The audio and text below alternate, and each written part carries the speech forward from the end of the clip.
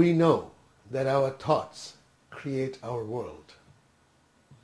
We must have control over our thoughts to think the positive thoughts we want to think and not the negative thoughts we don't want to think that so often overwhelm us. Some have called it the law of attraction, and various other names have been given to it in other parts of the world. This law of attraction has been haunting us all our lives. The only way to get the law of attraction to work for us and not against us is to think the thoughts we want to think. That is the real secret. To develop the ability to think the thoughts we want to think and not the thoughts we don't want to think. And those are the thoughts that so often overwhelm us, which we call negative thoughts. We're living under the shade of a wish-fulfilling tree since we were born.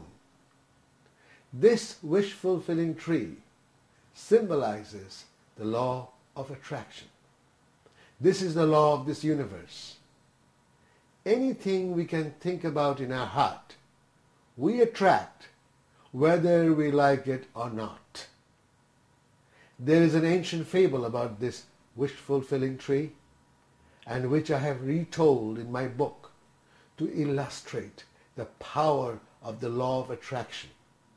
How this law of attraction affects our lives positively and negatively. The fable is called the wish-fulfilling tree, and it goes. In a small town village, far away from anywhere and with no access road to the nearest town, lived a poor farmer. He had nobody, no family to help him to farm. He was all alone.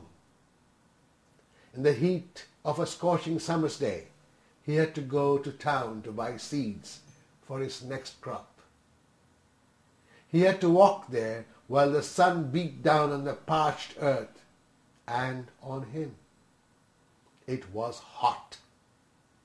Halfway to the town, the farmer saw a beautiful tree with long and strong branches, still filled with green, luscious leaves. Under the tree, at the base of the trunk, it was cool, and the shade defiantly challenged the scorching sun. He decided to rest there for a while.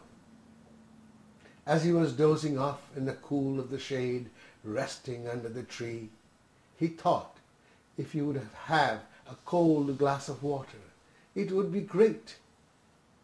He did not realize that he was sitting under a wish-fulfilling tree. Before you know it, he saw a very cold and refreshing glass of water before him. He quenched his thirst and wished if only he could have some sweets and some food. Lo and behold, he saw a banquet before him. After having had the meal of his life, he wished if only he would have a bed to take a nap. He was lying on a most comfortable bed before he could even speak his thought out completely. He immediately thought if only he had a house to sleep in on this comfortable bed. And the house was there before you know it. The fulfillment of one wish led to larger and larger wishes. Before you know, he had wanted the most beautiful woman for a wife and had plenty of children to help him in the farm. And there he was, surrounded by family and wealth. When he saw what he got just by wishing, he got a little worried. No, as a matter of fact, he got a lot worried. He thought, what will happen if now a ferocious man-eating tiger comes out of the jungle and eats me up? a ferocious man-eating tiger appeared and ate him up. He was still sitting under the wish-fulfilling tree. We live and move and have our being under the wish-fulfilling tree. This tree is our consciousness, the individualized cosmic consciousness, the same power that created this magnificent universe which cannot be comprehended by our mind, let alone by our brains. This power works without question or pause and will not judge your wishes. It will fulfill them instantly.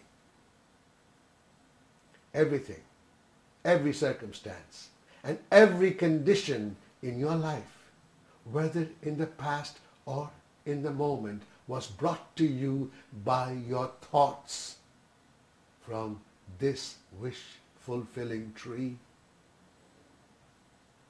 Therefore, our priority must be to train our mind to think what we want to think and not allow the mind to think what we should not be thinking about. This is the secret. The ancients knew it, and they also knew that this cannot be taught theoretically. They formulated a success formula. True success is to think what you want to think and not think the thoughts that you don't want to think. To do that, they realized that everyone has to know who they are and their relationship with the universe. Once you know who you are, you'll realize that you are one with everything. All the power that ever was or will be is here now and is in your being and my being now. The mind cannot understand this. To convince the mind that all the power of the universe in us now, the ancients formulated the 4 proclamations to experience our oneness with the universe. They are nothing else but the realization of who you are, where you came from, where we are going, and what are we going to end up being. The 4 eternal principles of success is revealed through these 4 proclamations. The masters taught their students the truth. They said to know the truth and it will set you free from the power of the mind over us. The secret is in the 4 eternal principles revealed. I can't tell you these in a few minutes. That is why the masters put it in writing and I have made it available in my book.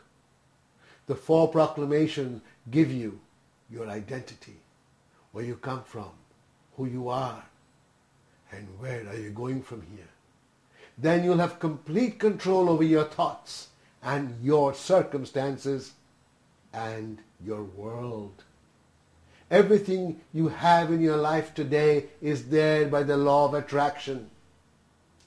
The natural laws like the law of gravity and the law of flotations are universal. But by knowing how to manipulate the law of flotation, man created floating towns made of steel.